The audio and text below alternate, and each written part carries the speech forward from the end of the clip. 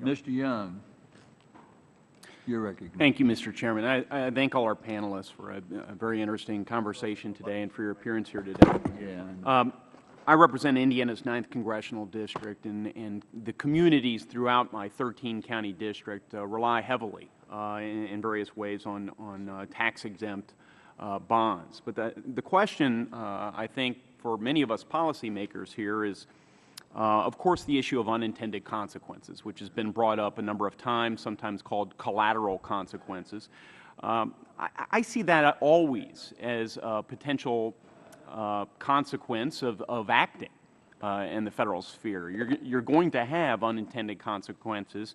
What is incumbent upon us is to fully weigh all the evidence before us and try and mitigate those consequences before we act.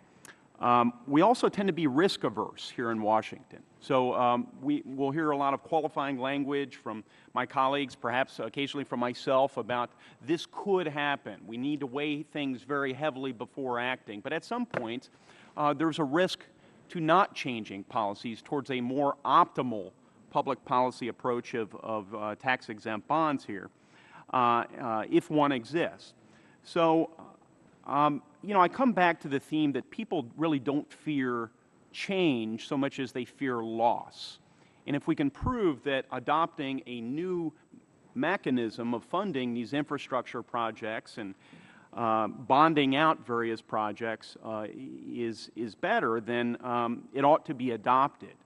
I'm not persuaded as yet entirely, but there's some things that I want to explore here. Mr. Hodge, you said for each $1 million in tax-exempt bonds, the federal government forgoes $21,000. So that's a potential benefit to the federal coffers, at least, could conceivably have what is called collateral consequences at the local level. You yourself, Mr. Hodge, have conceded that at least initially there might be property tax implications on changing the tax status of these bonds. But you alluded to something very interesting. You said in the longer term, and you said absent this deduction, state and local governments would have lower overall taxes and would have smaller budgets. I can think of a couple of dynamics that might lead to this. Greater project scrutiny at the local level, conceivably, might be one reason. Another reason would be greater competition for capital between communities and across states. Is that a potential thing that would drive the lower overall taxes? Yes. And smaller budgets? Okay. So that's the positive side of the ledger. The negative side, Mr. Parkhurst, you listed off a number of concerns, and I'd like to go through those. An increase in direct taxes on citizens. So this is the burden-shifting concern, right? Do you disagree with the notion, though, that in the longer term, you might actually see lower overall taxes and smaller budgets as a result of changing the tax-exempt status? And if so, why do you disagree with that notion?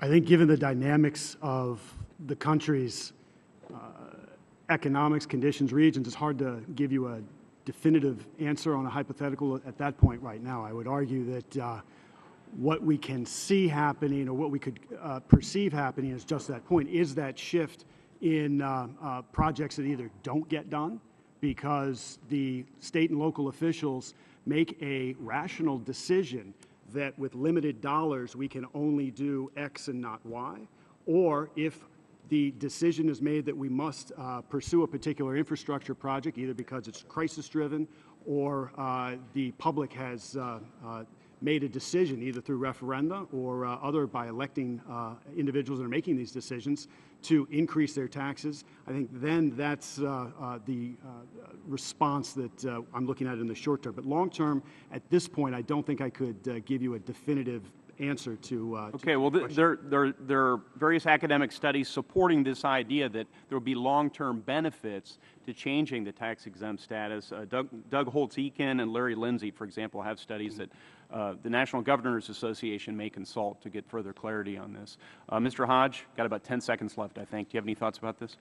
No, the academic evidence is very clear that if you were to remove these subsidies, then overall spending at the state and local level would decline, and taxes would reduce overall as well. Okay. We'll continue to explore this. I yield back.